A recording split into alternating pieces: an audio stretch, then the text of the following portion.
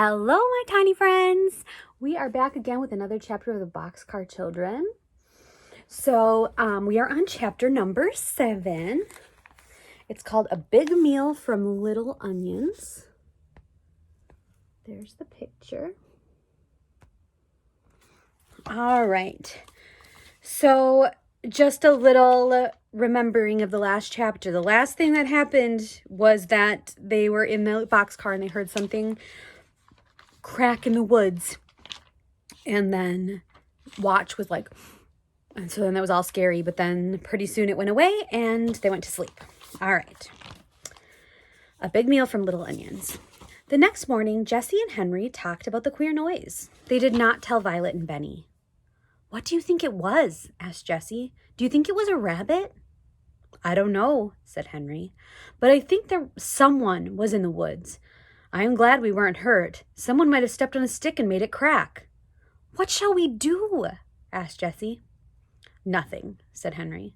"Watch is a good watchdog. He loves us now, and if anyone tried to hurt us, Watch would take care of us. He would do more than growl. But after this, we should not let Benny go into the woods alone." "I'll keep Benny and Violet with me all the time," said Jessie. "Good," said Henry. "And keep Watch with you all the time, too." "Good morning, Benny. Time to get up. Today we must build something for me out of stones." "What is it?" asked Benny eagerly. "I'm not going to tell you," said Henry, laughing. "You build it just as Jessie tells you, and you will see." Henry was so eager to begin work that he ran all the way to town. The doctor came to the door and smilingly looked him over from head to foot. "My mother will tell you what she wants you to do today," the doctor said. "She wants you to work in her garden." Mrs. Moore, the doctor's mother, had a sweet face and looked very kind. "Good morning, Henry," she said. "Do you know how to thin out vegetables?" "Oh, yes," said Henry. "I like to work in a vegetable garden." "I don't have much time to take care of my garden," Mrs. Moore said. "There, see that?" And she pulled out a carrot. It had to come out, for it was much too near the other carrots. "Yes, I see," said Henry, and he began to thin out carrots. Mrs. Moore watched him as he pulled out some of the little carrots and put them in a pile. He left the other carrots to grow, and then he began on the turnips. "You are a good worker," said Mrs. Moore. "I can see that," she smiled at Henry. "You may thin out all these vegetables." Then she went into the house and left Henry alone. He worked all morning. He thinned out the carrots, the turnips, and little onions. The mill bells rang at noon, but Henry did not hear them. He still worked on in the hot sun. Then he saw Mrs. Moore looking at him. "You have worked long enough now," she said. "You may come again this afternoon." "What shall I do with the vegetables I pulled up?" Henry asked. "Oh, I don't want them," said Mrs. Moore. "Just leave them in a pile." "Do you mind if I take them?" asked Henry. "No, indeed. Do you have chickens?" And then, without waiting for an answer, she went right on. "You've done good work. Here is $1. Henry said, "Thank you," and he was glad he did not have to answer about the chickens. When Mrs. Moore went into the house, he took some of the little carrots and turnips and onions. If he had looked up, he would have seen Mrs. Moore at the window watching him, but he did not look up. He was too eager to get to the store to order some meat. When he arrived at the boxcar, Benny told him, "The building is done. I helped with it." The building was a fireplace made of flat stones. "Benny did a lot of work," said Jessie. "He carried stones and found wood for the fire." The fireplace was a very good one. The children and Watch had made a hole at the foot of a big rock between 2 trees. Flat stones were laid on the floor of the hole and around the sides, and more big stones were put up to keep out the wind. Jessie had found a heavy wire in the dump and had put the big kettle on it and tied the ends of the wire to the 2 trees. The kettle hung over the fireplace, and the fire was laid. Beside the fireplace was a big wood pile. "Fine, fine," cried Henry. "You have all done well. Now see what I have." The girls were delighted with the meat and little vegetables.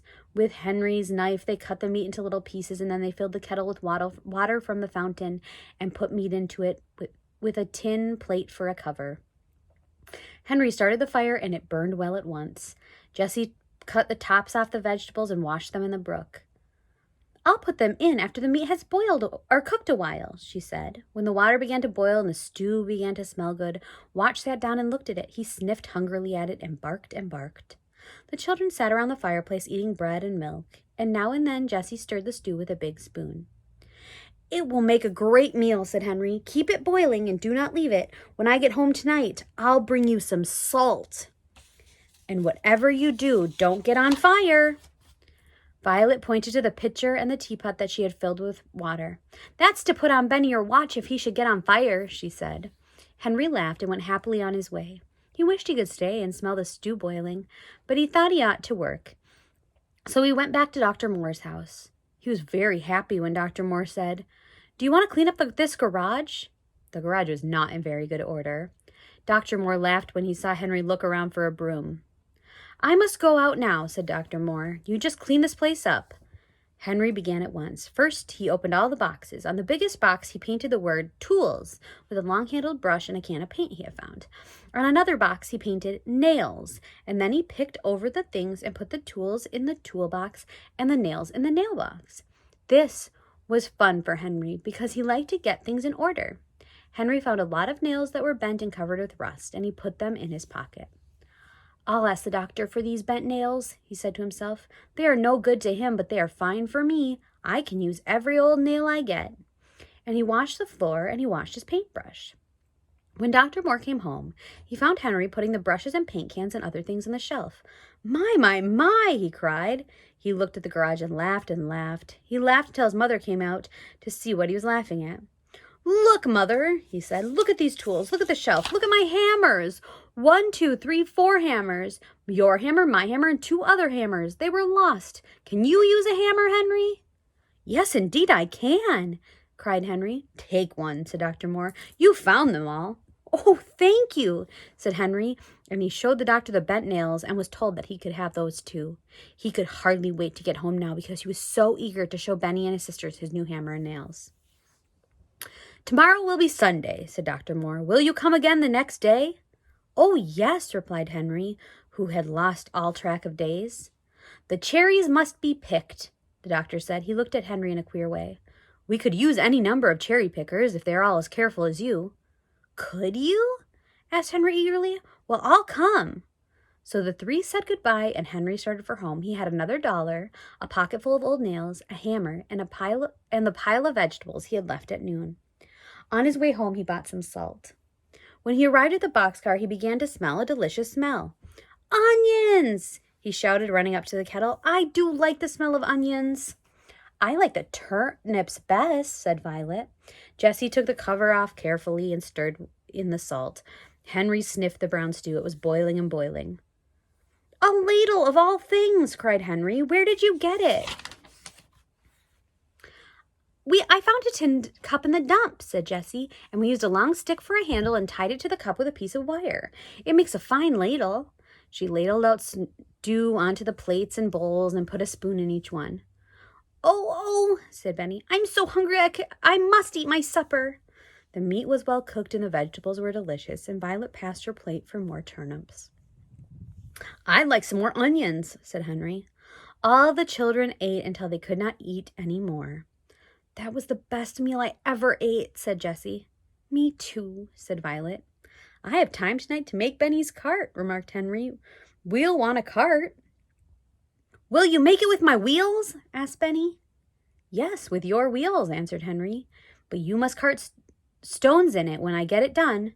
Yes, said Benny. I will cart stones or rocks or anything. And tomorrow will be Sunday and I can stay at home, Henry went on. Do you think it's all right, Jessie, to build a dam for a swimming pool on Sunday? Yes, I do, said Jessie. We are making the swimming pool so we could keep clean. Henry began happily to hammer out the bent nails with his new hammer, and soon he had some good nails. You and I will go and find some boards, Benny. Come on. Soon the boys came back with some boards from the dump. Henry sat down and began to make the cart. He could not see very well because it was getting dark and there was no moon. But at last the cart was done and he gave it to Benny. Thank you, said Benny politely. And after his sisters admired the cart, Benny pulled it around just for fun. Then Henry put it in the boxcar for the night. Henry said to Jessie, I hope we do not hear that queer noise tonight. Oh, I hope not too, said Jessie, and then she laughed. Look at Benny, she said. He's gone to sleep with his hand on his cart. Henry laughed too, but he laughed at himself because he was going to sleep with his new hammer under his pillow. And that's the end of that chapter. I love you.